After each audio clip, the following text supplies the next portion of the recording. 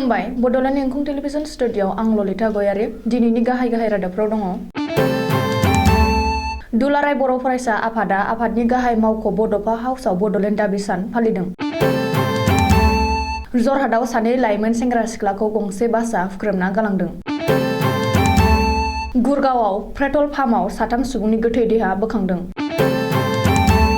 तेजपुर बिजिरसालिया सा 5 बर' सुबुंफोरखौ जिउ जोबजासिम जोबथेसालिनि साजा फोसावबाय। भारत सोरखारनि अपारेशन गंगा दासिमाव गासै सा 1611 फरायसाफोरा इउक्रेननिफ्राय सौफैबाय। दानिया फैदो आबुं रादाबाव।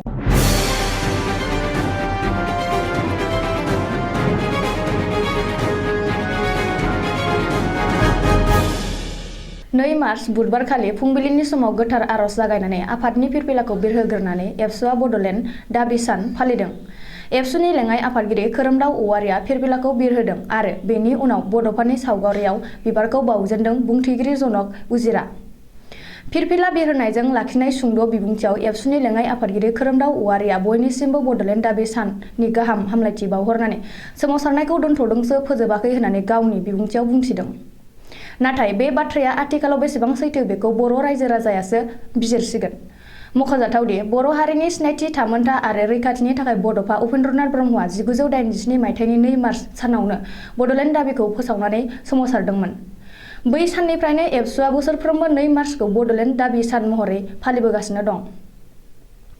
आलादा रायजो बड'लेण्डखौ दिनैसिम मोनफुंनो हायाखैब्लाबो बेनि फिथाइ महरै इं 1993 मायथाइनि 20 फेब्रुवारियाव BAC, 2003 मायथाइनि 10 फेब्रुवारियाव BTAD आरो 2020 मायथाइनि 27 जानुवारियाव BTR गोरोबथाखौ बर' हारिया मोनफुंनो हादों।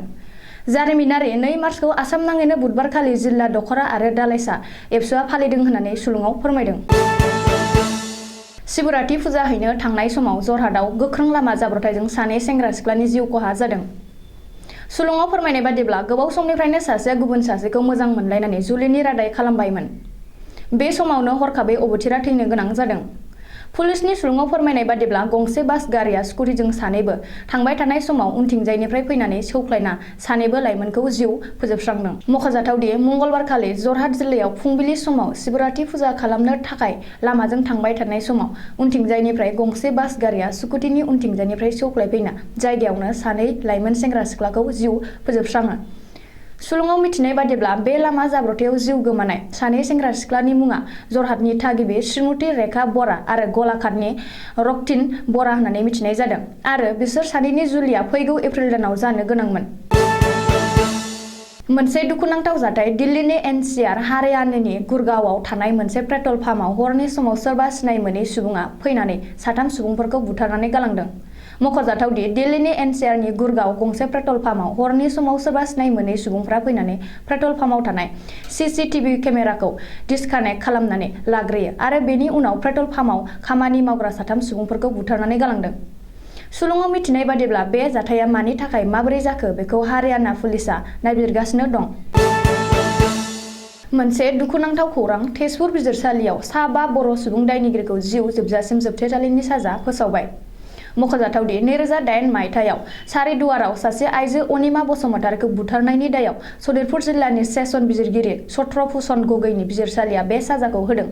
सुलुङाव मिथिनाय बादिब्ला थैजासिम जोबथेसालियाव थानाय सा 5 सुबुंफोरनि मुंफोरा फारियै महेश्वर बसुमतारी, रजनी बसुमतारी, रन्जन बसुमतारी, प्रहलाद बसुमतारी आरो सन्जय बसुमतारी होनना मिथिनाय जादों।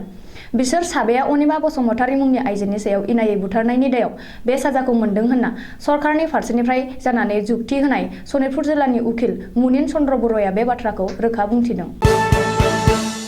रासियानि गाग्लोबनायाव आथिखालाव इउक्रेनाव फरायहैनाय मेडिकेल साइन्सनि फरायसाफोरा जोबोर हालाय-हाफाय जानानै थानाय समाव भारतनि मेडिकेल एस'सिएशनआ खावलायनाय बायदियै भारत सोरखारनि अपारेशन गंगानि जोहै दासिमाव गासै सा 1377 फरायसाफोरखौ भारत एबा गावबा गावनि नखराव दैथायहरनो हाबाय होननानै सुलुङाव फोरमायदों।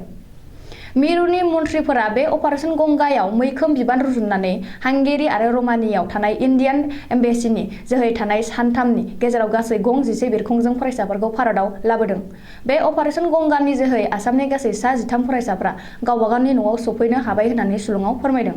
बेनि अनगायैबो गुबुन गुबुन रायजोनि फरायसाफोरा सौफैनो हादों। ओजोंहाय तामुलपुर जिल्लानि गरेस्वराव तामुलपुर जिल्ला बेंगिरिया इउक्रेननिफ्राय सौफैनो हायै मेडिकेल साइन्सनि फरायसुलि देकानि नखराव थांनानै सुलाद लाहैदों आरो हजायावबो हजाय जिल्लानि जिल्ला बेंगिरिया आसाम सरकारनि बिथोन बायदियै इउक्रेननिफ्राय सौफैनो हायै फरायसाफोरनि नखर नखर थांनानै सुलाद लाहैनायखौ नोजोर गोग्लैदों।